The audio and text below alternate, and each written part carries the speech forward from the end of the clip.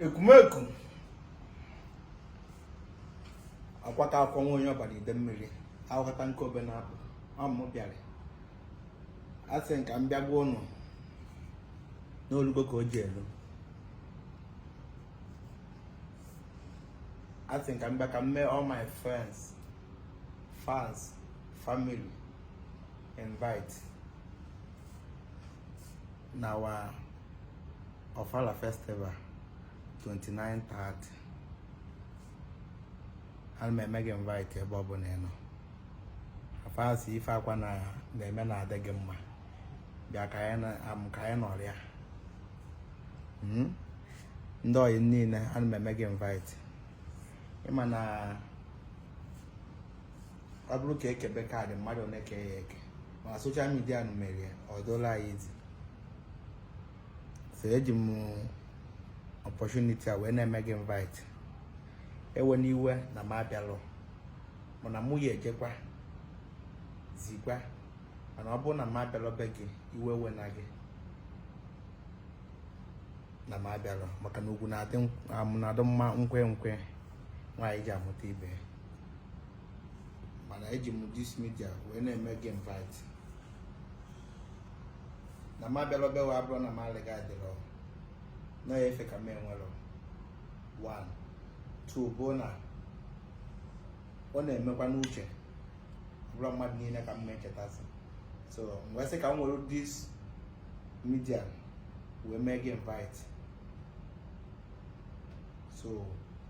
bịaba na mụ na kama ifele ya mmodo bụ iwe ike mee ife afụ m bụ invite ka m na-enye gị now all my friends fans you are invited nchagbo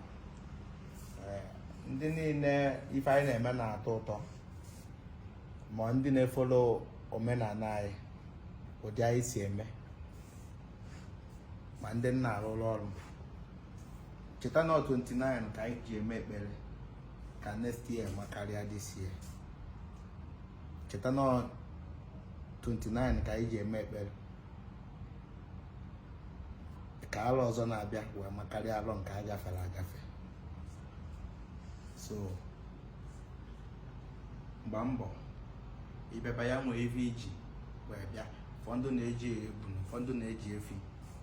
ọgụ ma ife ịchọ ka egbuoru gị n'iru mmụọ na-aghọta nke ọ bụla ịkwadota were bịa n'anyị na so iwe webere ha na mee o nwere ndị nsendigo meseji mana ọ bụ na meseji m erutere ebe ị nọ iwe we na ifensi ka m kwuo na mmanwa na-ekwuru ka mmadụ onye jelu mmadụ ka ị na-ejelu igbo ka igbo na-ekwuru all the family of Akwa you are invited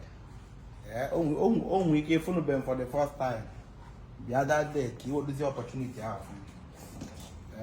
mana gụ cheta na 29 ka anyị ji ekpe ekpere on 30 bụ the event so you're specially invite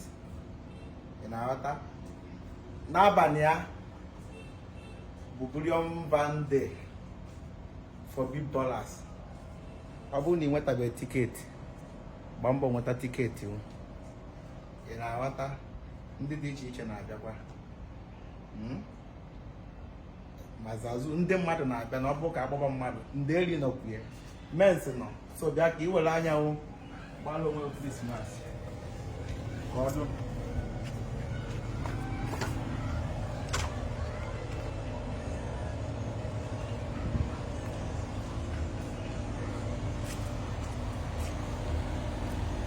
power onye dere igbo ka igbo na-ekwu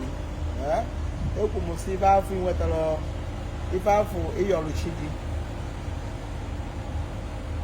inwetalụ taịm agabeghị ọkwa na nka ka eji agbapụ ife nwoke nwere taịm agabeghị ụka ya